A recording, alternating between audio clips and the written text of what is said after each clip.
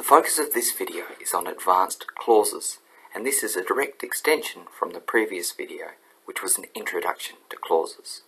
In this video we're going to be reviewing some of the information from the last video, but taking a step forward in understanding how the combination of clauses can create more complex sentences. If that doesn't make sense, don't worry, this video is all about making things clear. In our last video, we learned what a clause was, and we described it as a unit of meaning within a sentence. When we have a central action within a sentence, we describe this as having a clause, even though the clause is not just the action, but a combination of nouns and verbs. We know that if we can find a central action, we can find a clause. If there is more than one central action within a sentence, then there are more than one clauses present in that sentence.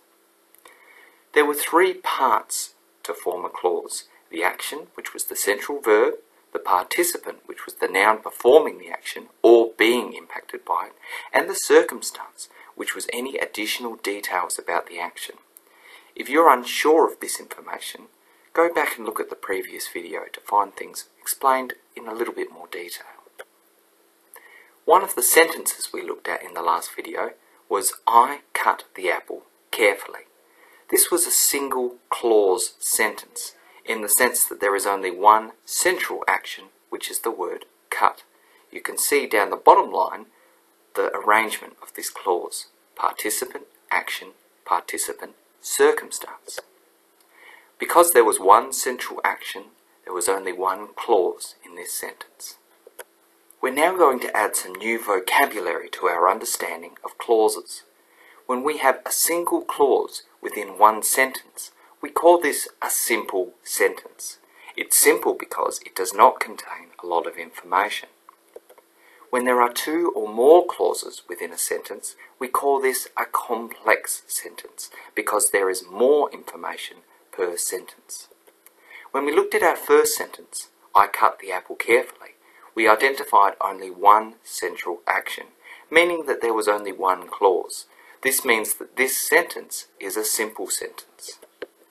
When we look at an example of another sentence that we looked at in the last video, "I cut the apple in half and gave a piece to my sister," we can identify two specific central actions. This means there are two clauses in this sentence, making this sentence complex. Look at this simple sentence. Here we can see one central action: "I like pasta." This, of course, is a simple sentence because there's only one clause present, because there's only one action. If I add another simple sentence, I get two simple sentences. In this case, "I like pasta, full stop, I like pizza." But how could I combine these into a single sentence? You might already be able to see the answer. If I take out that middle full stop and I use the word "and," I can actually link both of these clauses into a single sentence. This forms one complex sentence. You'll notice the word "and" in the middle links the two clauses together.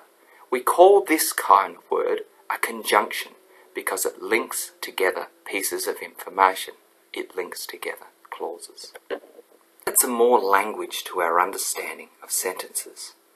When there are more clauses within a single sentence, we refer to that piece of writing as higher density, and we would regard that as more written language. Alternatively, if we have less clauses or single clauses per sentence, making simple sentences, we would regard this as a lower density and more spoken. When we look at this sentence that we considered only minutes ago, "I like pizza and I like pasta," we would say this has a higher density. It's a complex sentence and is therefore more written. When we go back to the original, "I like pasta, full stop, I like pizza," this piece of writing would have a lower density, and we would regard this as more spoken language. It's really important to distinguish the difference between these elements because ultimately this will improve your ability to communicate in a more formal and written manner. Hopefully you've been able to take something from this video. Look at future videos to further understand the complexity of sentence structure when we start to pull apart what are conjunctions.